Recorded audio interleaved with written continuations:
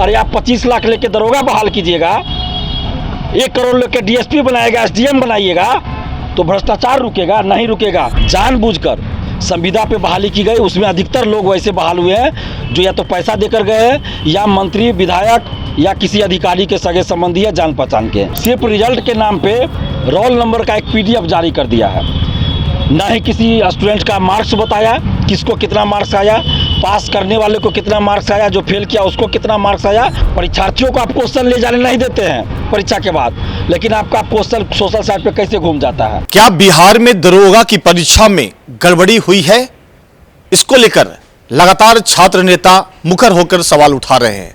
दरअसल बात पिछले दिनों की है। दरोगा और बीएसएससी परीक्षा में गड़बड़ी की आशंका छात्र नेता दिलीप कुमार ने सरकार को दी है बड़ी चेतावनी। आइए, उन्होंने कहा है कि बिहार में प्रतियोगी परीक्षाओं की पारदर्शिता को लेकर एक बार फिर से सवाल खड़े हुए हैं।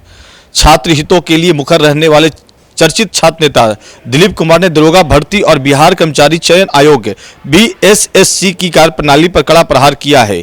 उन्होंने सरकार को चेतावनी देते हुए कहा, यदि व्यवस्था में सुधार नहीं हुआ तो छात्र चुप नहीं बैठेंगे और सड़कों पर उतरकर आंदोलन करेंगे। क्या बिहार में हर परीक्षा या प्रतियोगिता में इस तरह की गड़बड़ी होती है?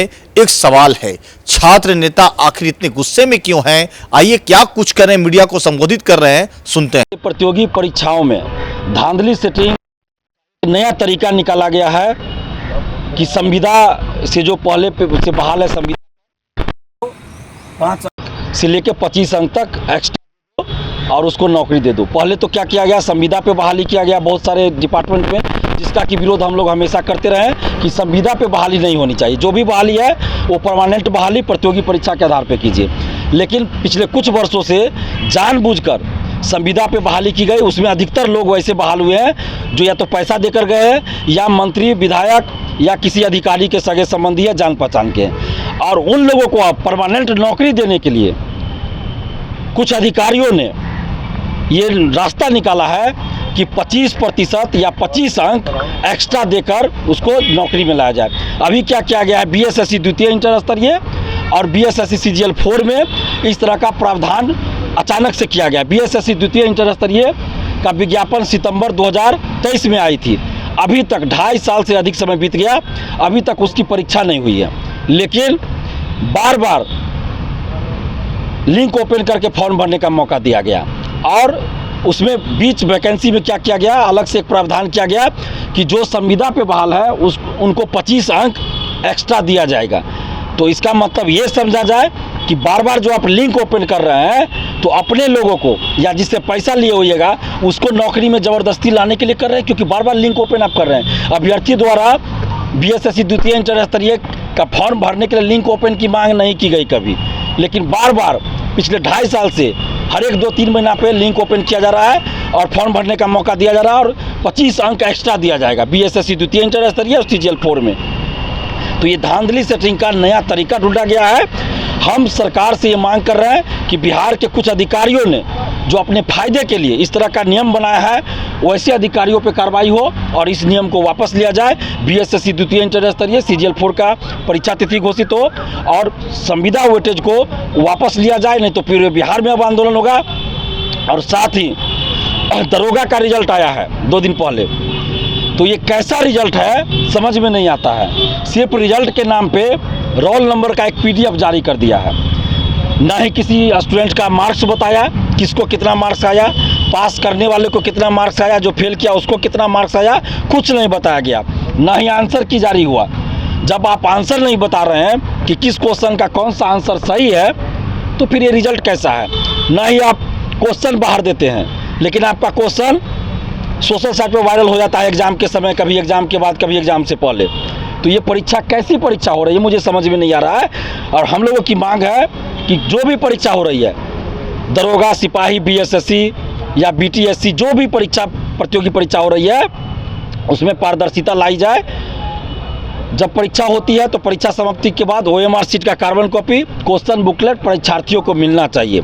जब यूपीएससी में क्वेश्चन मिल रहा है, बीपीएससी सिविल सेवा में क्वेश्चन मिल रहा है, बिहार बीएड इंट्रेंस में आपको ओएमआर शीट का कार्बन कॉपी मिलता है, झारखंड में मिलता है, यूपी में मिलता है, तो फिर बीएसएससी दरोगा सिपाही में आप क्यों नहीं क्वेश्चन बुकलेट परीक्षा समाप्ति बाद परीक्षार्थियों को देते हैं। परीक्षार्थियों को आप क्वेश्चन ले जाने नहीं देते हैं परीक्षा के बाद, लेकिन आपका क्वेश्चन सोशल साइट पे कैसे घूम जाता है। तो परीक्षार्थियों को क्वेश्चन बुकलेट और क्वेश्चन बुकलेट और OMR शीट का कार्बन कॉपी परीक्षा समाप्ति के बाद मिलना चाहिए।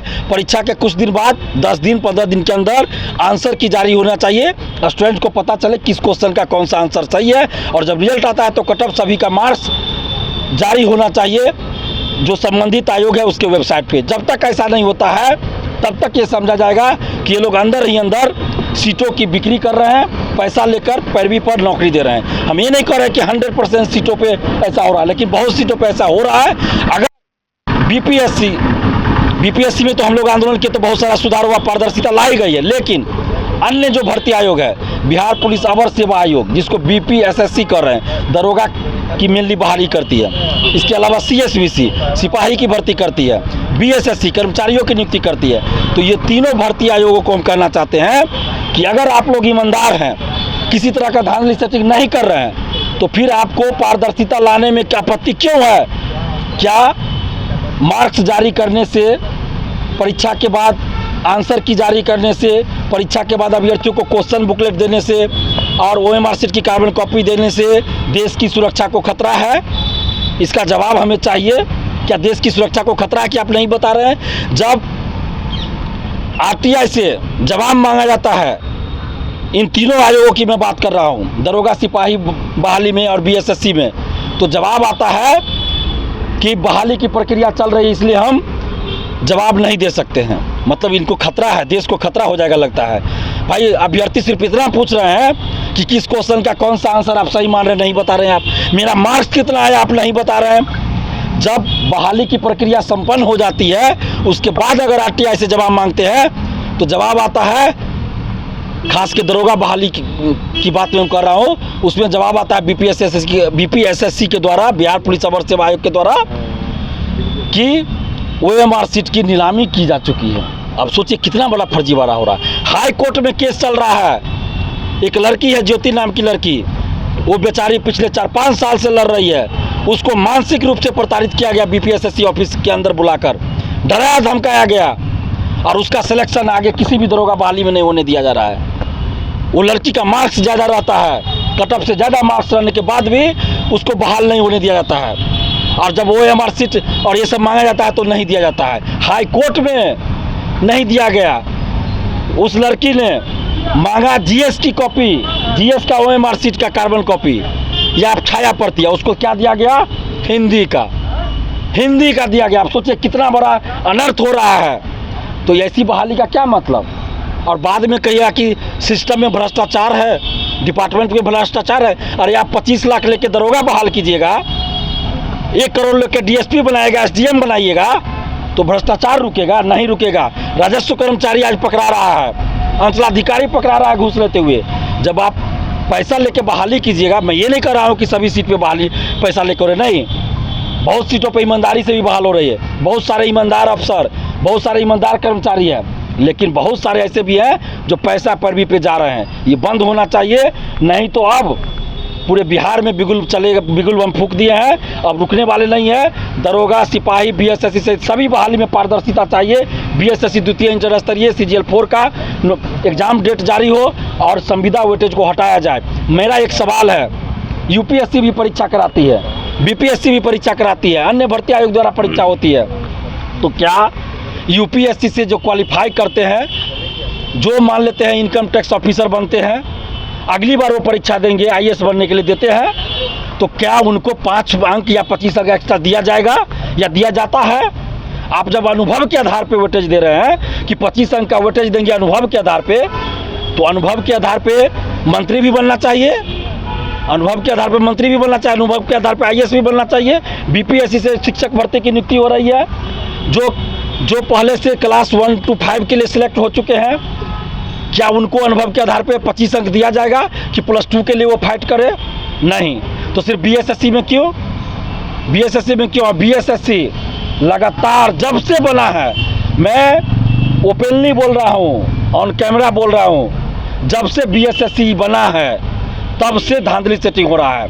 वो दिन भी आप लोग को हम याद दिलाना चाहते हैं, 2012 की बात, जब बीएसएससी ऑफिस का ताला खोल के ओएमआर शीट बाहर ले जाकर रंगा गया था, अखबार में फोटो के साथ छपी थी, लेकिन उसके बाद भी कोई कार्रवाई नहीं हो रही है। बीएसएससी के पूर्व सचिव अध्यक्ष पेपर लीक में जेल जा चुके हैं। बीपीएससी का जो अभी मेंबर बना है एक पिछले 1.5 साल पहले, अमरेंद्र कुमार, जो बीपीएससी का पहले परीक्षा नियंत्रक हुआ करते थे, पेपर लीक हुआ था 67वीं बीपीएससी का पेपर लीक। हम लोगों ने आंदोलन करके उनको वहाँ से हटवाया था और बाद में फिर बीएसएससी का उनको मेंबर बना दिया गया। क्यों बनाया गया मेंबर?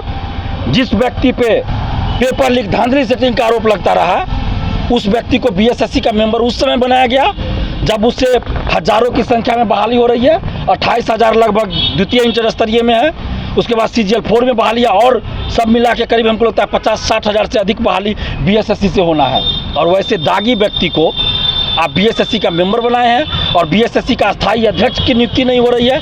क्यों?